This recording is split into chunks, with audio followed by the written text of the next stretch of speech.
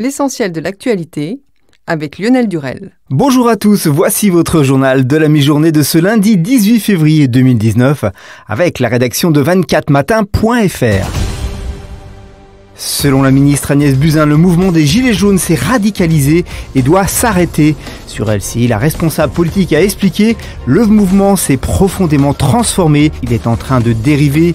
On voit la violence de semaine en semaine qui se radicalise, qui est contre les institutions de la République, l'Assemblée nationale, les ministères, les élus, avec régulièrement des propos antisémites. Ces manifestations doivent s'arrêter même si parmi les manifestants, il y a quelques personnes de bonne foi », a-t-elle tenu à préciser. Vol privé et poudre blanche, le procès de l'affaire Air Cocaïne est de retour sur le devant de la scène. Des centaines de kilos de cocaïne d'ex-pilotes de chasse aux commandes d'un jet privé, de multiples rebondissements de la République dominicaine à Saint-Tropez et 9 accusés. Cette affaire arrive ce lundi devant les juges, 6 ans après une saisie spectaculaire sur un tarmac de Punta Cana. Le procès le plus important de l'année devant la cour d'assises des Bouches-du-Rhône doit se dérouler du 18 février au 5 avril à Aix-en-Provence. Pour cette affaire de trafic de drogue international en bande organisée, pas de juré mais une cour d'assises spéciale composée de 5 magistrats professionnels. Le pape réunit cette semaine au Vatican la hiérarchie épiscopale de la planète qui sera placée devant ses responsabilités face au scandale d'agression sexuelle de mineurs. Mais la rencontre, source de fortes attentes, s'annonce périlleuse. Reste que l'Église catholique, qui est l'institution la plus montrée du doigt, est l'une des rares à s'auto-flageller en commandant des enquêtes pour sortir de la crise, à l'instar de l'épiscopat allemand cet automne. Une bombe à retardement de sommeil sans doute pour d'autres pans de société et d'autres religions. Une des principales églises protestantes américaines vient ainsi d'être secouée par un scandale sexuel de grande ampleur, impliquant près de 400 pasteurs bénévoles et éducateurs sur 2 décennies. Le premier secrétaire du PS, Olivier Faure, a appelé aujourd'hui Emmanuel Macron à participer pour incarner la République au rassemblement contre l'antisémitisme organisé mardi par 14 partis politiques, notamment Place de la République à Paris à 19h. Sur RTL, le chef du PS, à l'origine de cette initiative, a déclaré « Je souhaite que le président de la République soit présent pour manifester, pour incarner la République et dire que la République condamne fermement, définitivement, de manière absolue toute forme de haine et notamment l'antisémitisme. » À cette occasion, Olivier Faure a rappelé que François Mitterrand avait participé le 14 mai 1990 à Paris à une grande manifestation contre le racisme et l'antisémitisme après la profanation du cimetière juif de Carpentras.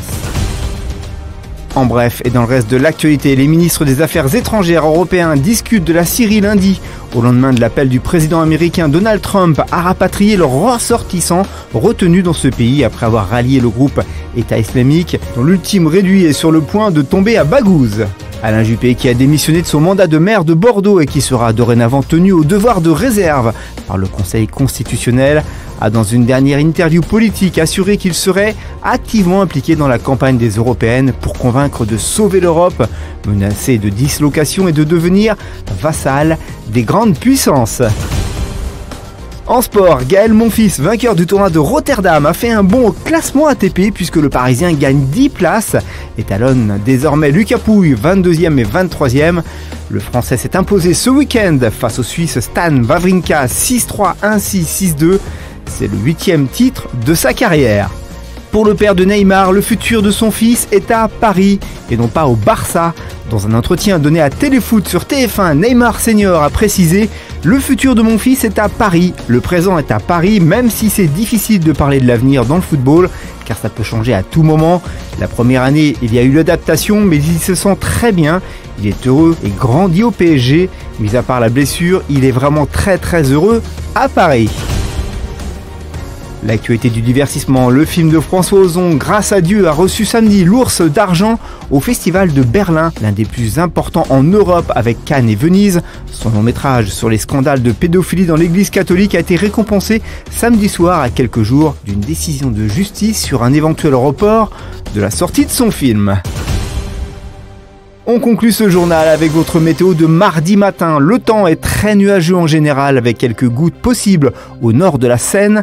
Le soleil résiste de l'Alsace à Rhône-Alpes l'après-midi. Les nuages restent majoritaires dans le nord de la France avec peut-être 1 ou 2 gouttes. Les éclaircies s'imposeront plus largement dans le sud. Côté température, le matin il fera de 2 degrés à Rennes, 8 à Biarritz, 4 à Strasbourg, 6 à Paris et Lille, 8 à Perpignan. Merci d'avoir suivi ce Flash Info. Je vous donne rendez-vous à 19h30, comme chaque soir, pour les 5 infos immanquables du jour. Bon après-midi à tous, à mardi 13h pour un tout nouveau journal.